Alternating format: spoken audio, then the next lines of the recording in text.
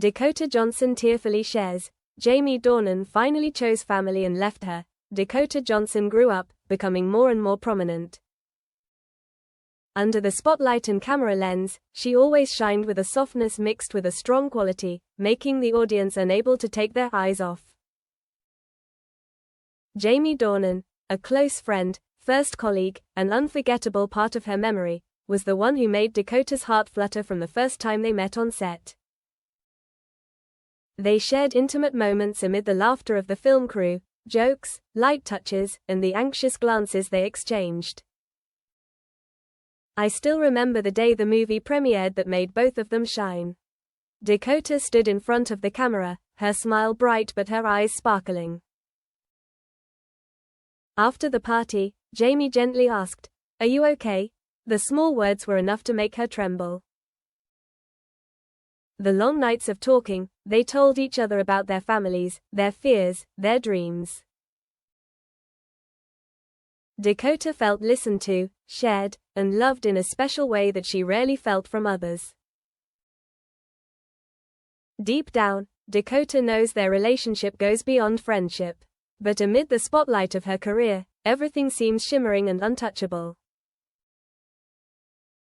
She still keeps her heart hidden, but does Jamie know? Collaborations and nostalgia. The new film starts filming. Dakota and Jamie play a couple, two people who were in love in high school, then broke up in regret to each follow their own fate. The script seems to be written from memory, because Dakota and Jamie themselves had an unspoken past. Each scene, each frame, seems to embody not only the character but also the real emotions. She looks at Jamie through sunglasses, his eyes are moved, the image of youth, the unspoken dreams, are there. One afternoon filming the phone call scene, Dakota bowed her head, her voice soft, "You go home to your family, I'm fine." That was the line, but when she heard it again, she realized her heart ached. The interludes dragged on, the crew took a break, but she still sat there, silent. Jamie approached, asking, "What's wrong with you?" She just shook her head slightly, lowered her eyes, and didn't answer. The feeling of loss at that moment seemed to want to sweep her away, because in her dialogue, she didn't talk about the character, but about herself, about the unfulfilled love, about the feelings she had never dared to speak. Jamie ran back to England for a few days to arrange her own affairs. Dakota stayed in America, reading the script every day, memorizing her lines, but her heart felt empty. She looked for the photos they took together, the smiles in the studio lights, so that she wouldn't feel lonely.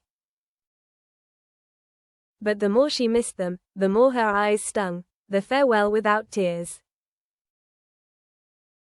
After finishing most of the scenes, Jamie returned. They met in the waiting room, in silence. Jamie said, "We're okay for now, before we go back to live our lives."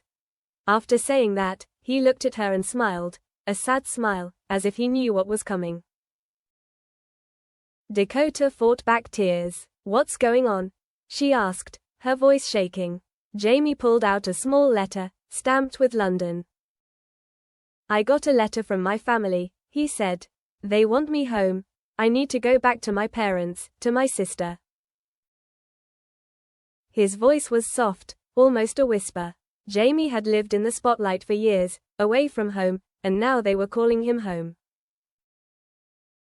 Dakota listened, numb. The distance between them, there had always been, but now it was clear, undeniable. When Jamie asked, "Do you understand?" her heart exploded with emotion. She understood, but it was hard to understand when, in your eyes, someone was turning away. She fell silent again. Let Jamie go. Let him go back to his family. He bent his head, as if to brush her lips lightly, but then pulled back. She turned away, a tear sliding down her cheek. Jamie's blue eyes looked into her soul, touching, then letting go. That afternoon was over. Dakota didn't cry loudly. She just sighed, light, as if she had just lost a part of her soul. At that moment, she felt weak. But she also understood clearly. Their love, precious as it was not enough to overcome the call of family. Long night and silent dream. The time after filming ended was blurry. Dakota heard that the film had finished filming, and they had not seen each other again. She wandered in her room in the dim light, recreating the scene, listening to the music they had listened to together, scribbling notes in her notebook. Jamie, if you could choose me, then. And then tearing up the paper, unable to finish the sentence. In the long nights, she lay thinking. Was it because she was too selfish to want to keep him? Or was it because she was not strong enough to build a house with him? In her, love still burned, but she also understood. She was late, or Jamie was earlier, that was all. On the day the film premiered, Dakota sat in the audience.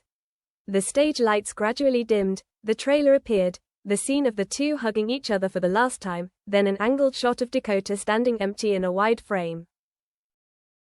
She cried. All love was wrapped up in just one hug, one scene, then turned into a beautiful past.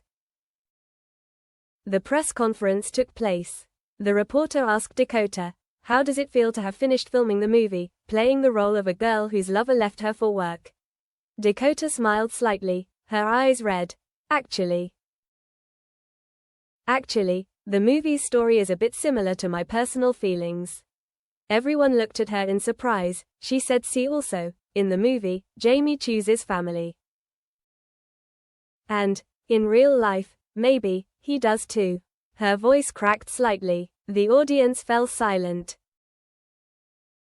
"You're talking about Jamie Dornan, right?" Dakota said softly. "Yes. In the script, he chooses to come home. And in real life, he ends up choosing family and leaving me," she repeated. The statement would have made headlines, but that week, the audience kept mentioning her alone on the movie poster, but her eyes were full of longing. Media outbreak and hidden pain. The news of Dakota crying because Jamie chose family spread quickly.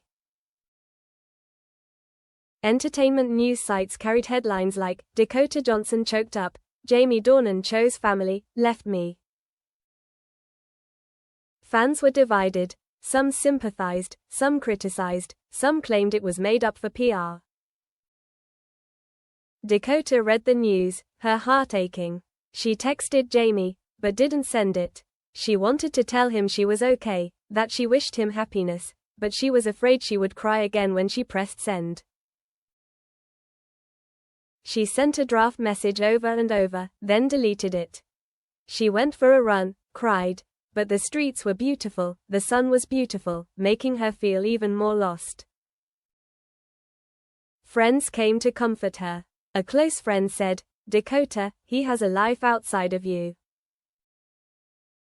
He has a home waiting for him. You gave him a beautiful love, but it wasn't the only thing that made him happy. For me, I was a part, but for him, I was too big to carry." She listened, then nodded. But that didn't mean she understood right away. Interviewed again, Dakota said, "Love doesn't always win. Sometimes, you love someone, but that person chooses something else, family, responsibility, peace. And I have to learn to let go." She said this with her eyes still red, but there was a calmness in her voice. Maturity had come after the pain. The journey of healing and self-recovery. Dakota didn't quit filming, but she changed. She chose to play less glamorous roles, sharp supporting roles, deep lines, to find herself again. Writing in her diary, she wrote each line, "Today I hurt a little less."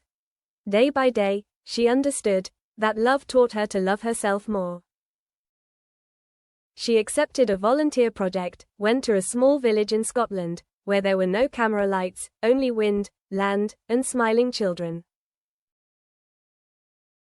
She played, read stories, sang lullabies. In the eyes of the children, Dakota felt like she was saved. She discovered, the world is still so big, and love still exists, even if it is not love between couples. One afternoon, in a cozy cafe, Dakota received an email from Jamie. I know you said that because you were sad. I am so sorry. I wasn't brave enough to stay. I don't want you to be hurt. I hope you understand and find peace. Dakota read it and closed her eyes. Her eyes didn't well up, just silence.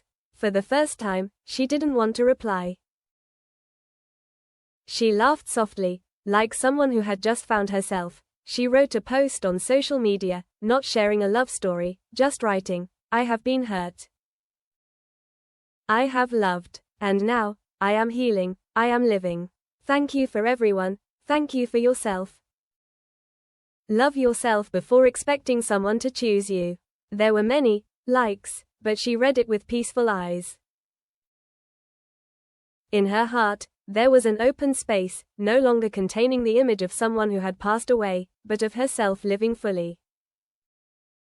New steps and light at the end of the road. A year has passed.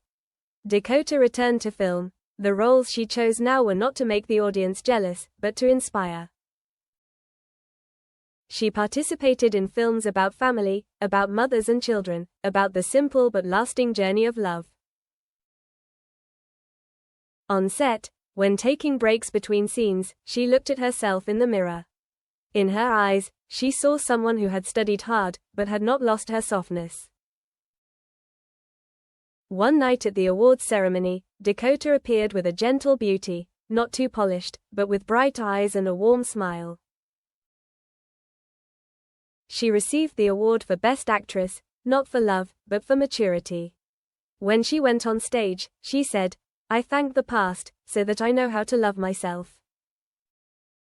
The whole audience fell silent and then applauded. In the crowd, people did not care that Jamie had returned to England, had chosen a family. They looked at Dakota today, who was standing there, steadfast. After the awards ceremony, she went on stage, took pictures, and there were a few moments when people climbed into the frame, but not everyone was Jamie.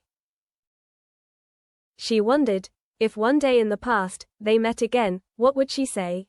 She smiled, thank you for giving me that love. But today, I am fine. And she would smile hard, not looking back anymore.